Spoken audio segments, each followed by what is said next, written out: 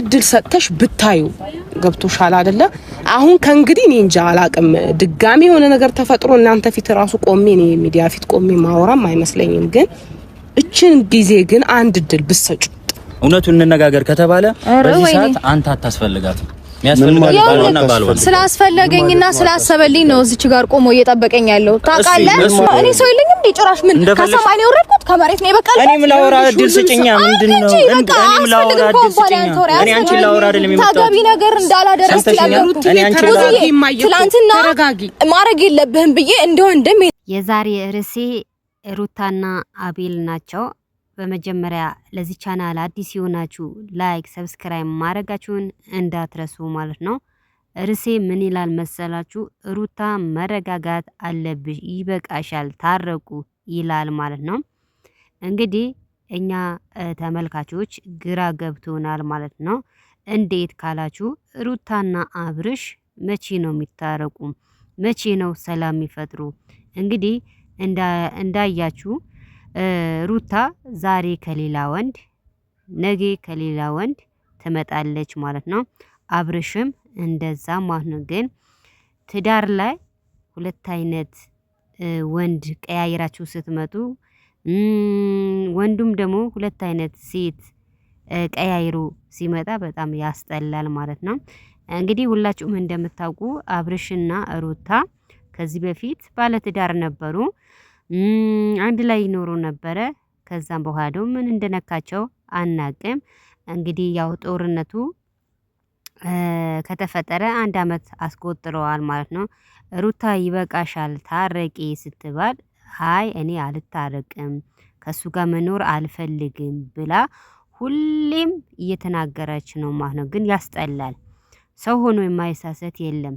በርግጥ ሁላችንም እንሳሰታለን። ግን የአብርሽና የሩታ በጣም በዝቷል። በጣም ማለት ነው። ብዙ ተመልካቾች የአብርሽና የሩታ ተመልካቾች ብዙዎቻቸው እየተቆጡ ነው ማለት ነው። ምክንያቱም ኮሜንታተሮች ብዙ ጊዜ ይበቃቸዋል ታረቁ፣ አሁንስ አበዛችሁ እያሉ ብዙዎቻቸው አስተያየት እየሰጡ ነው ማለት ነው። ግን ሩታና አብርሽ በጭራሽ ሊሰሙ አልቻሉ ማለት ነው። ሲበዛ እንደተባለ ማርም ያስጠላል ይላሉ ሰዎች ማለት ነው። እና አብርሽና ሩታ ይበቃቸዋል፣ ይታረቁ። ሁሌም ጭቅጭቅ ባለው ቪዲዮ መምጣት የለባቸውም።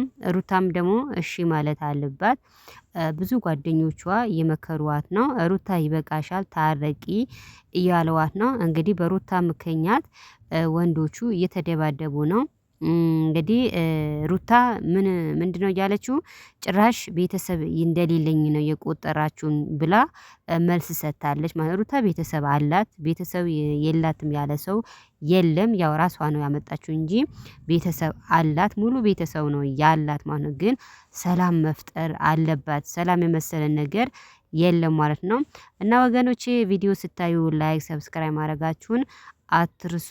እንግዲህ ሩታና አብርሽ ይበቃቸዋል ይታረቁ የምትሉ ላይክ አድርጉ፣ ሰብስክራይብ አድርጉ። አይታረቁ የምትሉ ደግሞ ችግር የለም አታድርጉ ማለት ነው። እና ይበቃቸዋል። አሁን ከአብርሽና ሩታ ከተጣሉ ስንት ወራት ነው ያስቆጠሩ? በጣም ቆይተዋል። እና በጣም ያስጠላል። ይበቃቸዋል ማለት ነው። በየቀን እያለቃቀሱ መምጣት ጥሩ አይደለም ነው ምለው እንደኔ ማለት ነው። ሩታ ስትመከር እምቢ ያለች ነው፣ አልታረቅም ያለች ነው። መታረቅ አለባት፣ መሸነፍ አለባት። ሴት ናት። ትዳርዋ ማበላሸት የለባትም። ብዙዎቻችሁ እያላችሁ ነው።